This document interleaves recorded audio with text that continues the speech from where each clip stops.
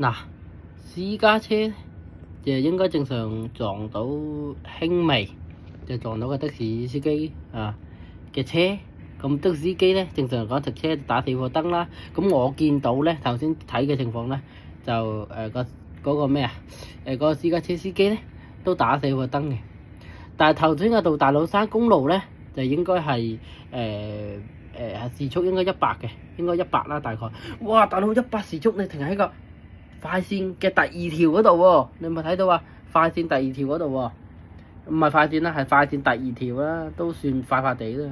慢線、中線、快2線、快線4條嘛，4條行車線。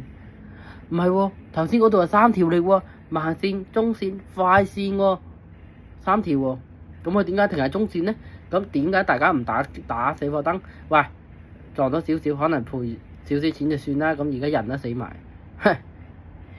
唉，我都唔明點解而家啲人係咁。的士司機又係正衰人嚟嘅。咁點解人哋撞到你少少，你唔打死火燈？左邊情況許可嘅時候，停喺左邊先呢？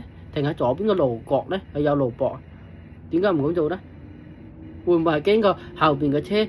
驚後邊嘅車撞到你之後，後邊嘅私家車車主或者係車手啦，即係揸車嘅人都車手，會唔會驚佢走出嚟話俾你聽？